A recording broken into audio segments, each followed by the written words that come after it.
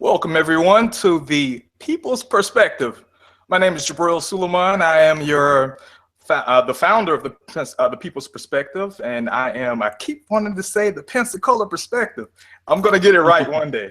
But I'm the founder of the People's Perspective, and I'm your interim host. We are looking for other journalism, communications, or so forth majors who would like to intern and sit in this chair. So, guys, if you're out there, contact me, message the page, and send over your resume. Today, on today's show, I have Mr. Derek Cosson, the managing editor of The Pulse. And so we're going to find out what The Pulse is and everything. But I'd like to welcome Derek. How you doing, sir? Hey, man. How's it going? Great. Okay, hold on. Let me get the camera right so you can actually show you now. So, yeah, so The Pulse. Let's talk about your current role right now. What is The Pulse? And just give everybody a little summary of what you're involved with over there. Yeah. So The Pulse is about 5 months old. It's a online only news site, news magazine, whatever you want to call it. It's www.pulsegulfcoast.com. And basically my business partner and I established The Pulse to try to fill a gap in sort of the local regional media landscape and try to report in a different way than some of the other media outlets around here have done. So the title that you gave me was managing editor, but to a big extent you are also co-founder, right? You're an entrepreneur, is that right? Yeah. It's a 50-50, enterprise with myself and my partner Drew Buchanan. Founder, managing editor, photographer, writer, whatever needs done that day. Look, I saw some of the footage from the Trump rally yesterday, and we'll get to that. But I was looking at this camera. I was looking at the depth of field on your camera, and I'm thinking, like, damn, that's a nice camera there. I wonder what he's shooting. But I was gonna ask you that later on.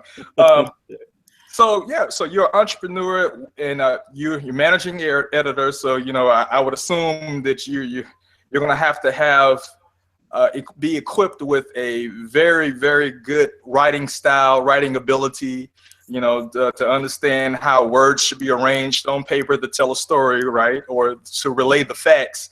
What got you to this point? What experience have you had in the past as far as writing, journalism, and so forth? Yeah.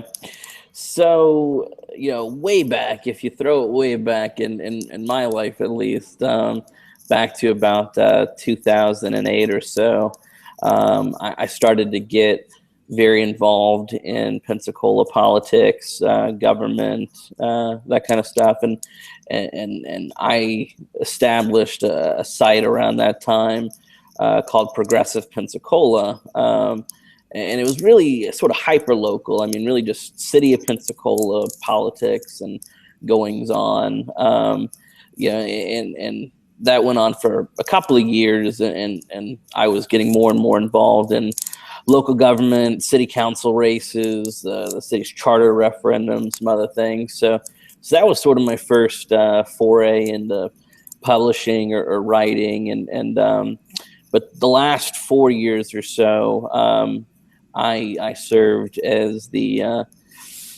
speechwriter, primary writer for Mayor Ashton Hayward.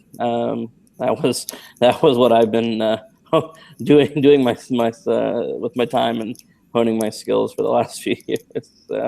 Right. So this magazine, this news publication that you had, Progressive Pensacola, right? That was the name. Okay. So you used the word progressive there, and that name is generally attributed to someone who's more left-leaning, I would imagine. So I am, and I mean that was an element. I wasn't, didn't try to pull any punches on that note, but the name really was intended, at least, to mean more of progressing Pensacola, moving Pensacola forward rather than a, liberal conservative kind of bent. But that unfortunately, that name nowadays in But I today's mean, yeah, but yeah, I mean, there was an editorial component to that site, just like there is with the Pulse now. So yeah, I mean, that plays a role in things, sure. So how does those views, or even your own personal views now, how do they translate into what you guys are offering at the Pulse? I mean, Yeah. you're not getting trashed as a liberal rag around here or anything, are you? Not yet. I mean, I'm sure it'll happen. But no, one of the things that Drew and I both have felt very strongly about is adhering to the standards of the journalism industry. There's an organization called the Society for Professional Journalism, and they have a code of ethics, and so we're big on that code, which we believe that most of the other local media really does not feel as strongly about as we do. So one of those things is clearly differentiating between news content and editorial content. So anytime we're going to have commentary or an editorial type of a piece, it's labeled as commentary or satire or whatever it may be, and separated into a separate category on the site than the rest of the news content. So news-wise, reporting what's going on at City Hall or what's going on out in the community, that we're always going to go out and try to write the most objective, well done coverage we can. But there will be there is editorial stuff that we want to publish, and we market as such, and that's the way we do it. Now you mentioned satire, and Yeah.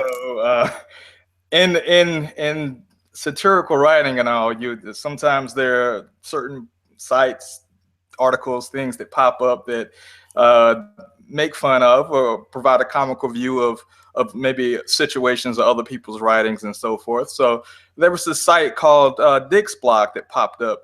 Now there are people that allege that you were connected to that site.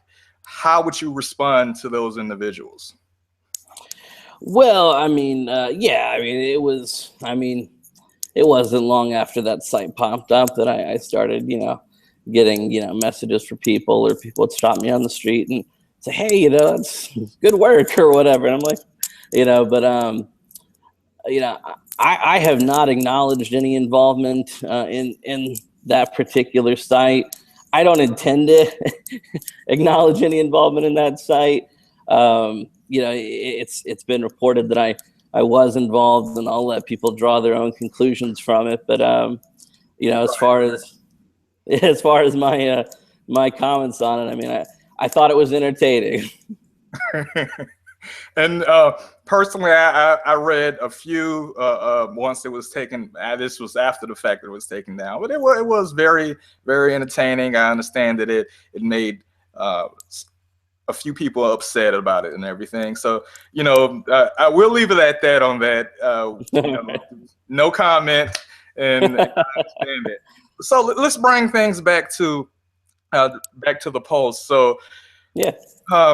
And even in my way of developing this particular this site, this page, and bringing digital content to the world nowadays, I see that the Pulse is just purely digital, right? So, yeah.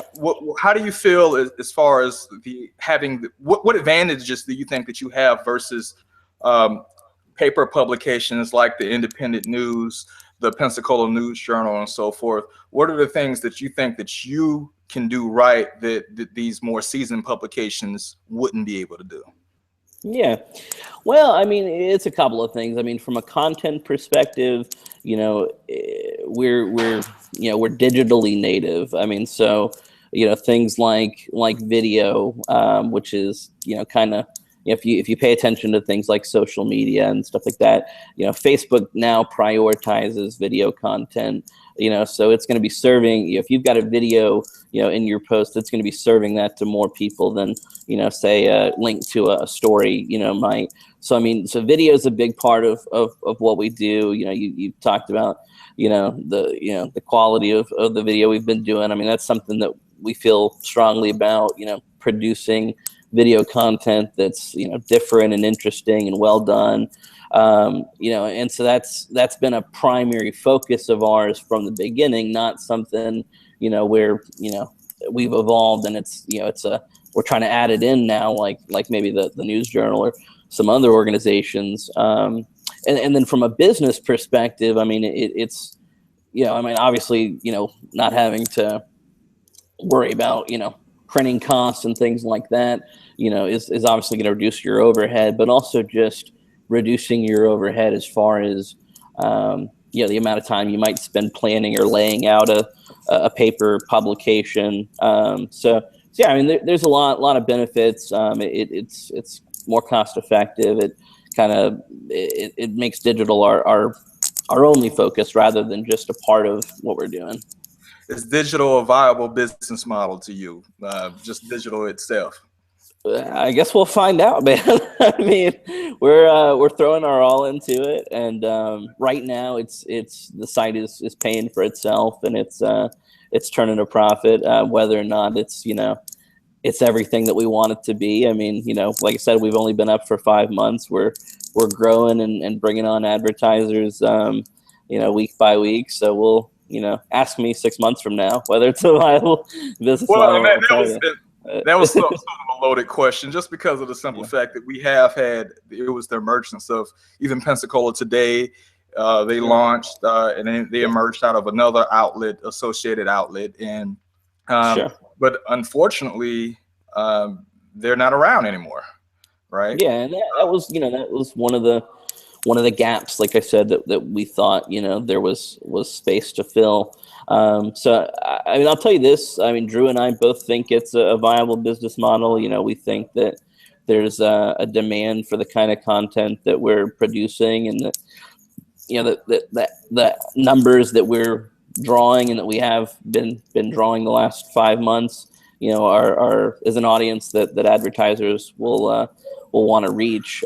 So yeah, we think it's a viable business model. It's looking good so far. I mean, but it's early going yet. So, like I said. So going in there and getting the story, getting the scoop, getting the information that you need. Do you feel like that you've gotten the respect as journalists to really get in there and get your questions answered of you, or do you feel like there's been some barriers operating in Pensacola right now, or is it full access for the Pulse?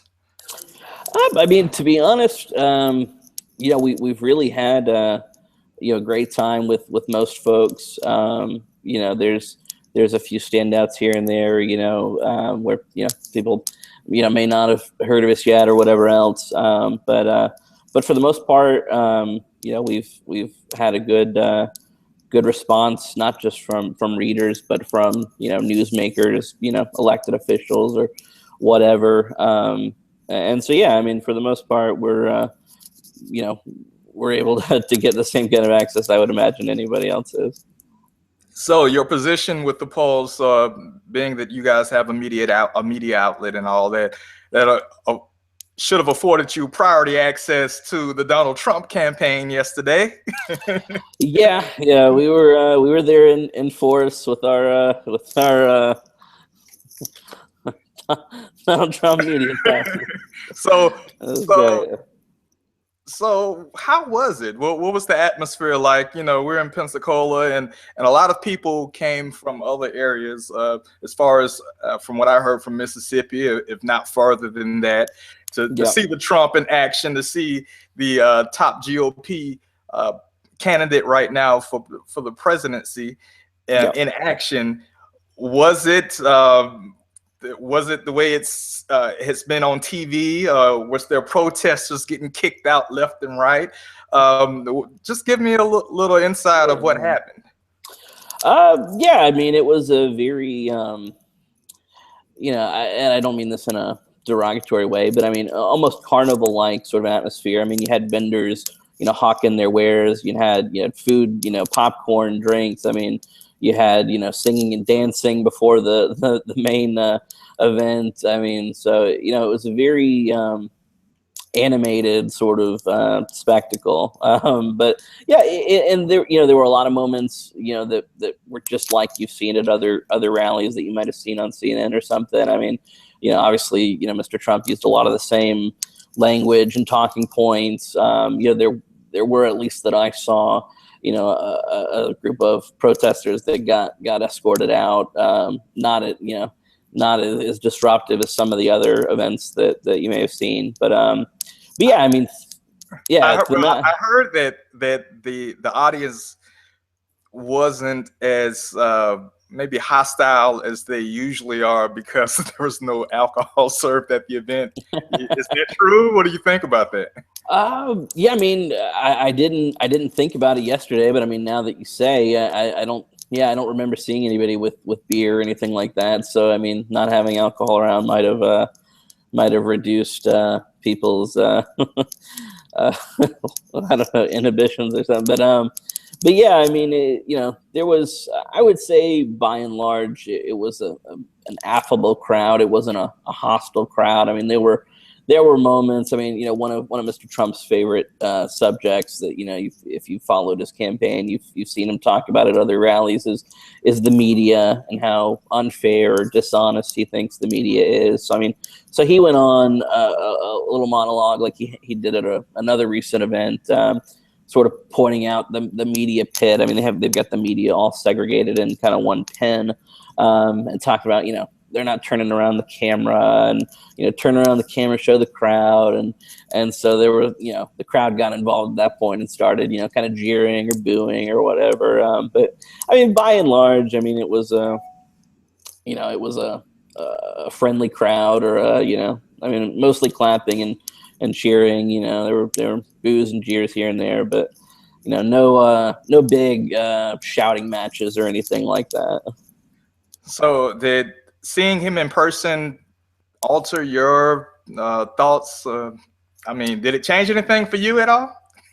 I mean, for me personally, as Derek Cosson, the voter, as Derek Cosson, the private citizen. I mean, no. I mean, he's, what we saw last night was really, similar to what we've seen throughout, his campaign from the day he announced, to each. I mean, all the he hit all the big greatest hits. We're gonna build a giant wall and make Mexico pay for it.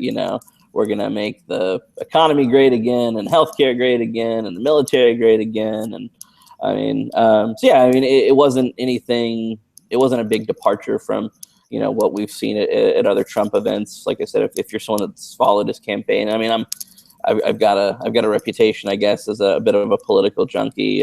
So it's something that I've paid attention to, and it was thematically, content. It was very similar to what we've seen at his other events. So nothing really drastic to change anybody's mind, I don't think. All right, and I don't want to give Trump any more time than anyone else does. So just to change gears a little bit, what is your outlook on Pensacola in general, for the future, for even the local political climate? And then also, what are your plans beyond the polls? What do you want to take the polls as far as, is it just regionally? Do you want to take it just to the next level? Just describe that a little bit. Sure. Well, as far as Pensacola, I mean, I'm a big believer in Pensacola. I always have been. It's, a lot of the people that I came up with or, went to high school with, I mean, they bailed out as soon as they could. And I mean, I don't blame them, obviously. I mean, there's other job opportunities and other things, other places. But, I was born here. I haven't always lived here. I was, military, moved around when I was younger, but I've lived here most of my life. And there's something about Pensacola that's just kind of stuck in my bones for whatever reason. So, I wanted to, when I saw other people leaving, I wanted to stay and try to try to, make a difference in some sort of way. Because if everybody leaves and nobody stays, then nothing's going to change, obviously. So, I'm a big believer in at least trying to move Pensacola forward. Some days I feel like we're doing that. Some days, I question it. I mean, like anybody. I think Pensacola has changed a lot over the last 5 or 6 years for the better for some people. I mean, some people haven't seen as much of a change, and that's sort of the next step. I mean, for example, I mean, one of the things that Drew and I want to get into, and the Pulse wants to get into, is we've had over the last 5 years this tremendous change in downtown Pensacola, especially. I mean, Right. You at one point maybe had vacant storefronts, and you could walk down the middle of downtown streets, and no cars around, no anything. And that's turned around. Downtown's vibrant. It's got a lot going on. And the mayor, for example, has always been a big, he one of the things he likes to say is, without, if you have a dead downtown, you have a dead city. And Right. So his focus has kind of been, really funneling a lot of energy into downtown, with the hopes that that'll kind of kick off a wider renaissance, or a wider, improvement. And so the question now is how do we move to that next step? Because people that live or work or play downtown, they may be doing well, and they may be experiencing a lot of that. But somebody that lives in Belmont de Villiers, or out in Montclair, or something like that, they may not have that same perspective. Their reality may not have improved or shifted as much. So so one of the things that we really want to try to focus on is the world outside of downtown Pensacola. I mean, so if you look at some of the other local media, I mean, it's very focused on downtown, or at least the sort of inner urban core, and there's a whole world outside of that. I mean, there's neighborhoods in Pensacola. There's Santa Rosa County. There's Alabama. There's a lot to do, and I think that north of Scambia, they've done a very good job in highlighting Sure. that everything, I guess, north of 9 Mile Road to a certain extent. And then that's one of the things that I enjoyed about Pensacola today, and what even Progress and Promise did. They really got out into the neighborhoods. They really highlighted the initiatives, or the things that were going on that maybe the News Journal or WEAR or some of the other media outlets didn't highlight. So I mean, is that am I kind of hitting it close there on some of the plans? Yeah, I mean, that's our goal. I mean, that's the vision, at least. I mean, in day to day, like I said, we're still early on. It's a small team, and so we're not able to cover the wide breadth of things on a day-to-day basis that maybe isn't our vision, but we're getting there. I mean, we had something up this week about Crestview, one of our biggest all-time, as far as people that have watched it and consumed it, as a piece we did on this boat-based postal route in Magnolia Springs, right across the border. I mean, just stories like that people haven't heard, that have some resonance for people. I mean, but we also, like I said, we want to, one of the things you'll see coming up on the Pulse, starting next week, is a multi-part interview that we did with Mayor Hayward recently. Yeah, I saw a piece of that already there. We put up kind of a teaser about it. We're gonna kind of start rolling that out next week. And so, one of the things, that we talked to him about, and that we want to start kind of branching out into is Pensacola arguably right now has more momentum than it's had in a long time. We've kind of had this change downtown. We're adding jobs out at Navy Federal, or this Singapore company out at the airport. So how do we translate that success and that prosperity that we're seeing downtown into some of our less affluent communities or the outlying area. And so that's kind of one of the areas that we're wanting to look at next, because that's, again, when we talk about filling gaps in the media landscape, I mean, those are things that, with a few exceptions, like you were talking about with Pensacola today, I mean, for the most part, we don't see that paid a lot of attention to. So Right. Well, let me ask you this. I guess really getting some of the good stories, of course, that takes people on the ground, and it's a few of you guys. How can, if someone has a story that they feel like it's worth highlighting, how can they get in touch with you? Do they reach out to you by email, contact the Facebook page? How would they make that happen? Absolutely. I mean, any of those are great. I mean, you can email our news address. It's just news@pulsegulfcoast.com. You can drop us a message or a comment on Facebook.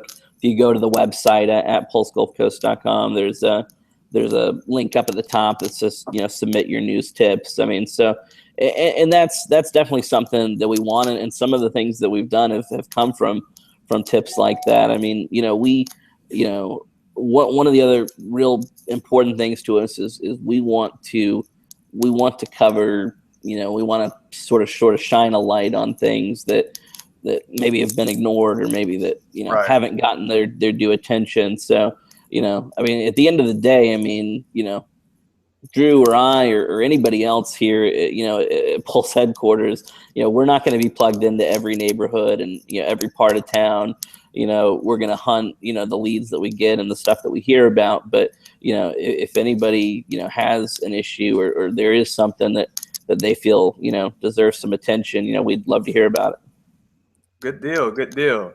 Well, Derek, it's been wonderful speaking with you. I tell you, it's something that you guys are doing is great, because first of all, you're entrepreneurs, and one of the things that I realized, especially existing in Pensacola, is you really can't bet on the local job market. You almost have to create something for yourself for you to be successful, especially within this city. So I can definitely relate to you on having to do that in order to survive in Pensacola, especially. So yeah.